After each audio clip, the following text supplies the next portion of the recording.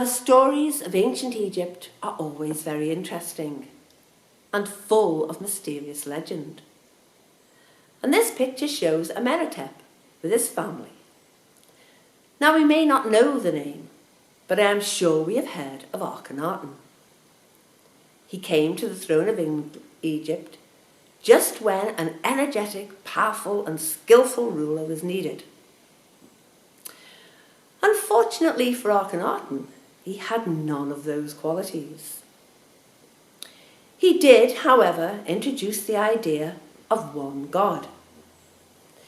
Sadly, though, he began to believe it was himself.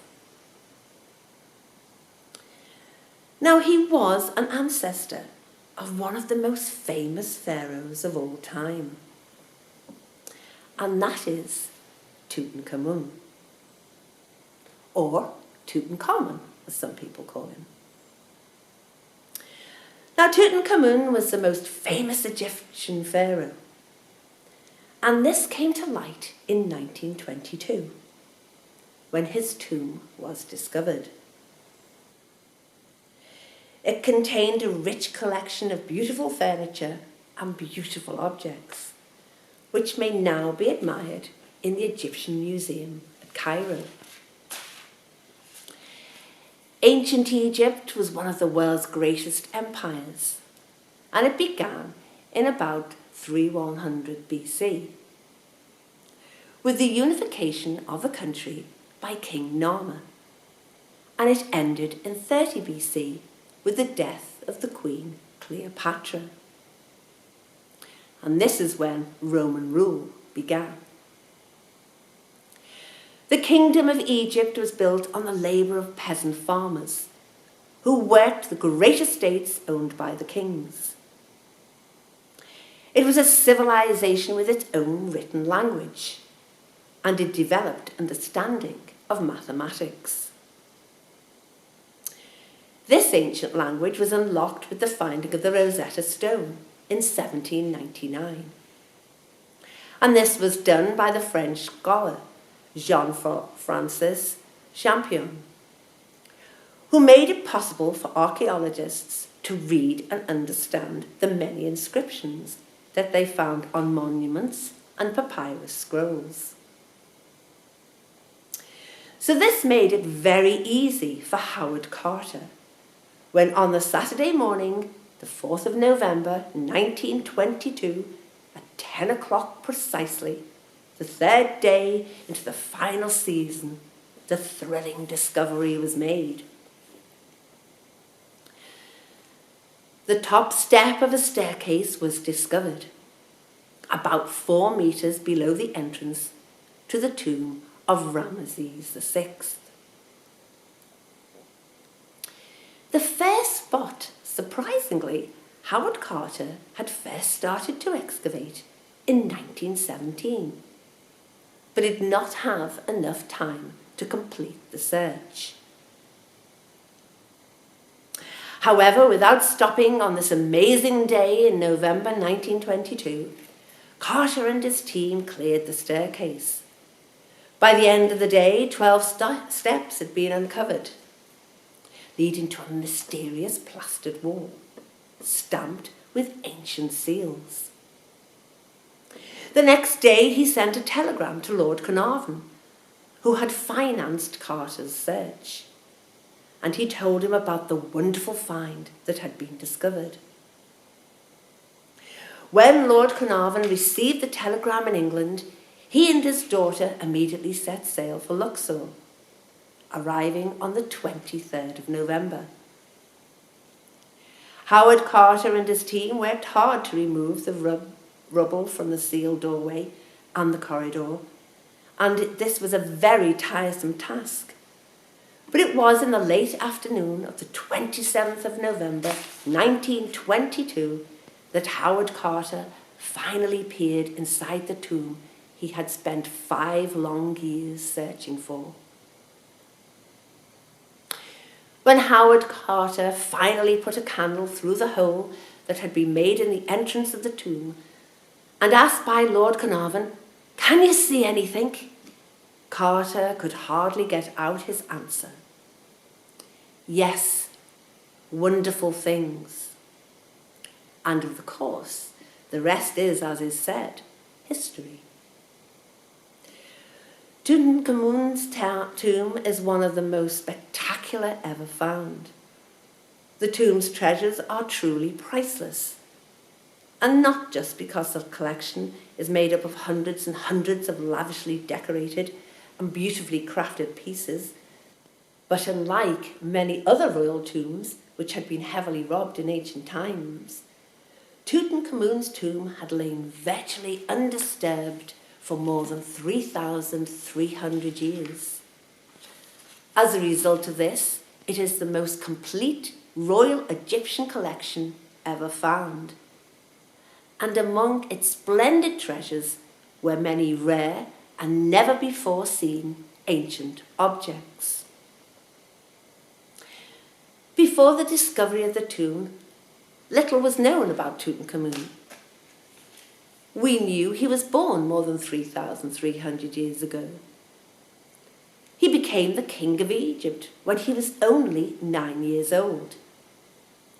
And he ruled for about 10 years, from 1336 to 1327 BC. And during his reign, the peace and wealth of the empire had been maintained. But now, with the discovery of his tomb, Carter was able to piece together a clearer picture of this young king. Even though Carter was busy supervising the inspection and clearance of the tomb, he found time to illustrate many of the tomb's contents himself. And now we can all wonder at his find too. 100 pairs of shoes, 1 pair decorated with Asiatic and Nubian enemies of green leather and gold. A beautiful decorated box, inside holding many pieces of jewellery.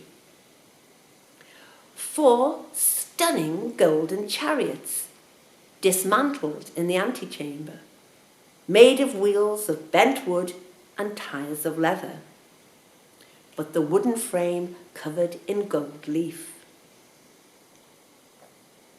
Now, board games were very popular in ancient Egypt. The gaming box, around 30 centimetres long, is marked out for the ancient board game called Senet, and this was found intact in the tomb. A beautiful throne was also found, with figures dressed in silver and gold and red glass. A headdress of blue with a matching footstool, all crafted from a sheet of gold. And many of the pieces, furniture, chariots, were packed for eternity, intended to travel with the king, so he could have all the comforts of home when he went to the afterlife. But of course, the greatest wonder in the tomb is Tutankhamun himself. When he was found, the canopic shrine that Arthur Mace, on seeing it, could not speak. It was so amazing. And he said, "It is the most beautiful thing I have ever seen anywhere in the world." And so it was. Inside the golden shrine was a canopic chest carved out of a single piece of calcite rock. Standing almost 2 meters high, it almost touched the tomb's roof. The canopic chest with lid removed stands at around 85 centimeters high, and each of the 4 mini coffins about 40 centimeters high. Inside, these held the mummified remains of the internal organs of Tutankhamun. Now, it was not until the 17th of February 1923 that Carter began to remove a wall into the antechamber. protected on both sides by statues of royal guards. Carter was soon faced with the doors of a beautiful shrine, the first of four. Behind the doors of the fourth shrine lay a carved stone sarcophagus. Inside, under two wooden coffins, was a breathtaking third coffin, made of solid gold. At the very centre of the layering of four shrines and three coffins was the most wonderful treasure of all, the precious mummy of Tutankhamun. When the lid was removed, the head of Tutankhamun was covered by the most beautiful golden death mask. His mummified body was held in place with golden trappings and covered with amulets. Around his neck, many necklaces of gold, beautifully decorated. Now today, Tutankhamun's body lies in the golden outer coffin in his burial chamber in the Valley of the Kings, exactly where it should be. However, when not touring the world, his treasures are housed in the Egyptian Museum in Cairo. And the truly stunning death mask, an ancient masterpiece, is today one of the most recognized symbols of ancient Egypt.